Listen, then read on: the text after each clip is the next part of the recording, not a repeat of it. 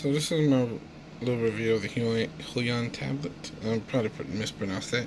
The first thing I want to say is that I don't have anything bad to say about the tablet. I've only had it for about 4 days. I've really been enjoying it. I'll make this quick. I'm going to show y'all some stuff I really liked about the tablet, and I'm going to use it in a couple of programs real quick. The first thing I like is when you go to the pin window, I like the fact that they have this little bar over here where you can adjust this curve in order to adjust your pin pressure. I think that that's really cool because with a lot of tablets, you only get like the choice of number 1, 2, and 3, or -1, -2, -3, and you can change this how you want to. I think that's cool. And they also have this little window where you can test it out, so you don't have to like go into like Photoshop or anything and test it out. And even on the right, you can see it's recording. It's displaying how much pin pressure. How hard I'm pressing on the tablet, so that's really cool. And you can see it's adjusting in real time too, so that's cool. You can just hit that button to reset it. And we're going to try this out in Photoshop and in another program. So I'm going to go ahead and pull up Photoshop. And the cool thing about this tablet is that unlike a lot of the tablets that I've tried, well, one that I've tried, pin pressure does not work a lot of times in Photoshop, like right out the gate. So, but with this tablet, everything just worked immediately. You can see that I have a small stroke based on my settings that I put in the little window there. And then you can see as I press harder, you can see it's much more of a visible stroke. And as I do lighter, you can barely see it based on my personal settings. But with the default, of course, it's not like that. It's not like that on default. But, with my adjusted settings, which I like to use, so I'm not going to change them. I'm going to see if there's a way for me to undo, so I can see if I can, go back to the original settings. I'll just do it anyway. So I'll just go back to default. That way y'all can see what it's like on default. This is what it's like on default when it comes to the pressure sensitivity. I'll move my hand so you can see the bar as I press harder. And then we'll go back into Photoshop. And you can see this is what it's like on default. Oh, remind you, I'm doing this with one hand with a phone in my hand, so pressure sensitivity isn't going to be all that great, but it works extremely well. And I'm going to see if I can find the brush settings menu, because I don't use Photoshop like that. So I found it, and if we go to the shape dynamics, you can see over here there's no exclamation mark, meaning that the pin pressure is working.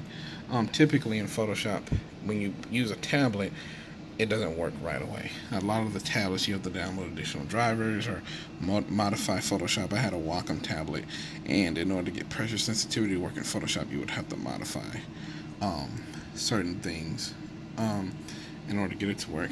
But the next program I'm going to use is called ZBrush. This is my favorite program. This is the program I'll be using with the tablet. And so let's go ahead, and I already have a brush selected. We can go ahead and see that it works really, really well. This is 3D, so I'm using one hand, so it's going to be difficult for me to rotate. And you can see me using the pressure sensitivity. I'm pressing it really, really light right there. And see, I'm pressing much harder right there. Let me see if I can bring up another object. Go ahead and hit the F key, center it. Let's go ahead and divide this up a couple times so that y'all can really see what it's like. Alright, so dang, I gotta hit one more button. My bad. I said this was gonna be quick. I lied. So this is what the pressure sensitivity is like, me pressing much harder. And this is just like the basic press, like barely pressing. And I can go back to the menu over here. So go ahead and adjust this right here. Let's hit clear on that. See, my pressure sensitivity is a lot different now that I made that adjustment.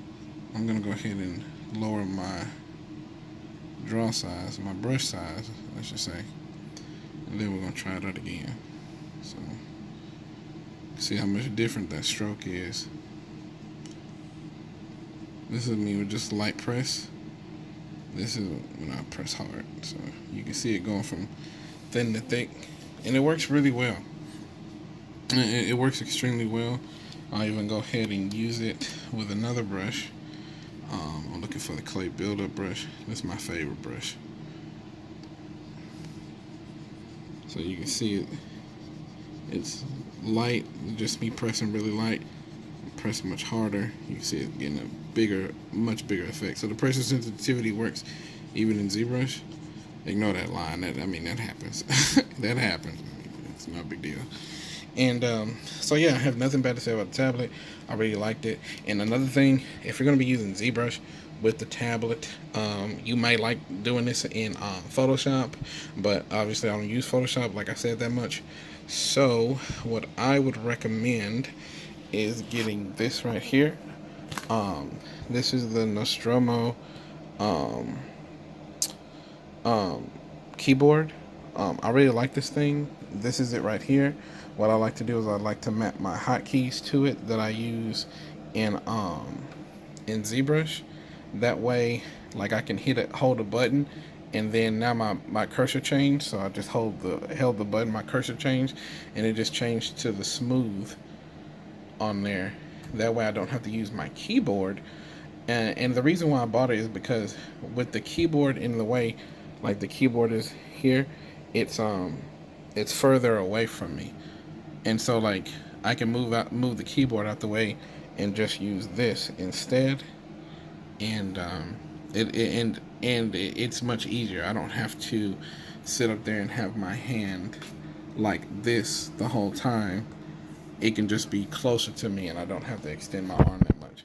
But so I really like this. It depends, how much you're gonna be using it and all that other good stuff. But I did buy this in conjunction with my tablet. So I hope y'all enjoy it.